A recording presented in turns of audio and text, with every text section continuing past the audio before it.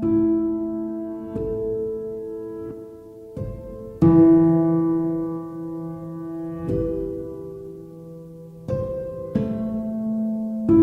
জীবনের এক করুণ গল্প।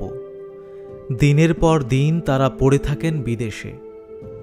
দেশের মাটি আলো বাতাস থেকে তারা বঞ্চিত।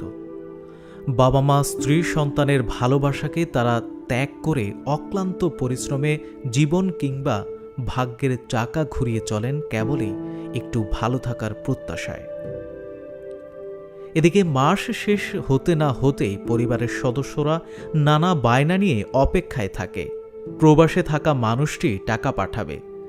আজ আপনাদের কিছু বাস্তব ঘটনা শোনাব। আমি একজন প্রবাসী। প্রবাস কথাটা শুনলেই কলিজার পাশ কাটিয়ে একটা দাগ কেটে যায়। যখন দেশে ছিলাম তখন আমার বাবা ছিলেন একজন প্রবাসী। বাবার কাছে কত চাহিদা ছিল, সব চাহিদা বাবা হাসি মুখে পূরণ করতেন। তাই আমিও ভেবে নিয়েছিলাম প্রবাসে মনে হয় অনেক সুখ আর টাকা বাতাসে ওড়ে। তাই বাতাসের উড়ন্ত টাকা ধরতে চলে এলাম প্রবাসে, আর আমার নাম হয়ে গেল প্রবাসী। প্রবাসে আসার সঙ্গে সঙ্গেই বুঝে গিয়েছিলাম জীবন কি জিনিস। যেদিন এসেছিলাম তার পরদিন থেকেই কাজ শুরু করেছিলাম। ভালো প্যান্ট শার্ট পরে যখন গাড়িতে করে কাজের স্থানে নিয়ে গিয়েছিল, তখন মনের সব স্বপ্ন চোখ দিয়ে বের হয়ে উড়ে গেল ওই নীল আকাশে, যেখানে স্বপ্ন দেখতাম চেয়ার টেবিলে বসে অফিস করব। এভাবেই প্রতিটা প্রবাসী একদিন তার নিজ স্বপ্নগুলোর কথা নিজের অজান্তেই ভুলে যায়। যতই দিন যায় ততই চাহিদা বাড়ে, কিন্তু বেতন বাড়ে চাহিদার 1%। একটা প্রবাসীর কাঁধের উপর ভর করে কয়েকটা জীবন স্বপ্ন সাজায় ভালো থাকার। প্রবাসী ছেলেটা হাজারো কষ্টের বিনিময়ে পরিবারের জন্য মাস শেষে টাকা পাঠায়। বসের কাছে প্রতিদিন কত কথা শুনতে হয় তা শুধু যারা প্রবাসে থাকেন তারাই জানেন। সারাদিন কাজ করে বাসায় ফিরে কাপড় পরিষ্কার করতে হয়, রান্না করতে হয়, গোসল করে বাড়িতে ফোন দিয়ে সবার খোঁজ খবর নিতে হয়, তাও হাসি মুখে। কিন্তু বাড়ি থেকে শুনতে হয় শুধু চাহিদার কথা। এই মাসে এত লাগবে, এই খরচ ওই খরচ, শুধু খরচ আর খরচ। আর সেই চাহিদার বোঝা মাথায় নিয়ে যখন ছেলেটা ঘুমাতে যায়, তখন আর ঘুম আসে না চিন্তায়। রাত শেষ হয়, ভোর হয়, আবার কাজ শুরু হয় সকাল 8টা থেকে রাত 9টা-10টা। এভাবেই চলতে থাকে একজন প্রবাসীর গল্প। আজ একজন ছেলের 1 মাসের ইতিহাস লিখব এখানে। ছেলেটার নাম আব্দুল্লাহ, বাড়ি টাঙ্গাইল, সিঙ্গাপুর থাকে 4 বছর হলো। ছেলেটার মনে অনেক অভিমান, সেগুলো এখানে নাইবা বললাম। প্রতি মাসে ওর ফ্যামিলি বেতন পাওয়ার আগেই চাপে রাখে টাকার জন্য। আব্দুল্লাহ আমার সঙ্গেই থাকে। ওকে আমার অনেক ভালো লাগে, দেখতে সুন্দর, খোঁচা খোঁচা দাড়ি, গোঁফ। একসময় ক্লাসের ফার্স্ট বয় ছিল। এসএসসি ও এইচএসসিতে A+ ছিল। সংসারের অভাবের তাড়নায় সে আজ প্রবাসী। আমি ওর সুপারভাইজার হওয়ায় আর বড় ভাইয়ের স্নেহ দেওয়ায় সে সব কিছু শেয়ার করত আমার সঙ্গে। গত কয়েক মাস ধরে আব্দুল্লাহ মনমরা হয়ে থাকত। বেতন পাওয়ার সঙ্গে সঙ্গে সব টাকা দিয়ে দিতে হয়। কয়েকদিন হলো আব্দুল্লাহ চুপচাপ হয়ে গেছে। কিছু জিজ্ঞেস করলেই চোখ ছলছল করে উঠে আর বলে, ভাই স্যালারি দেবেন কবে? প্রতি মাসের 6-7 তারিখে বেতন আসে, কিন্তু আজ 10 তারিখ বেতন আসেনি। বাড়ি থেকে একটু পরপর ফোন দিচ্ছে টাকার জন্য। ওর খাবার টাকাও শেষ।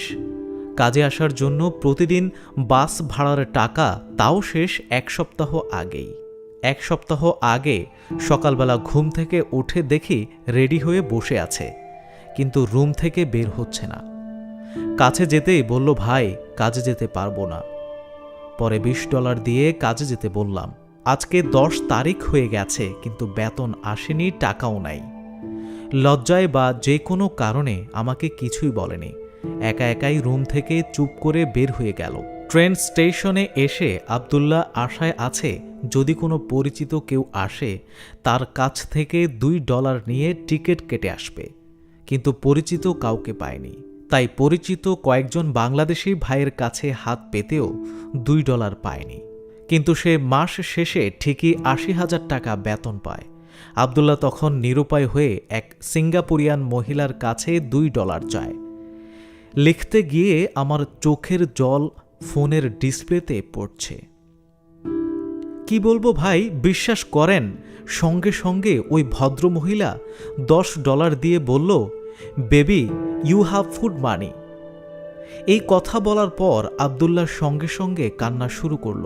শুধু ভদ্রমহিলা আবারও বলল, don't crying my baby, please tell me any more problem.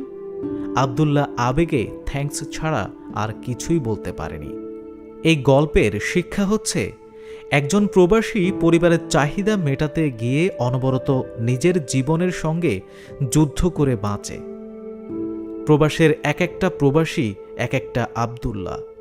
যে বাংলাদেশি ভাইটি স্টেশনে আবদুল্লাহকে $2 দিয়ে সাহায্য করেনি, আল্লাহ যেন তাকে কোনো বিপদে না ফেলেন।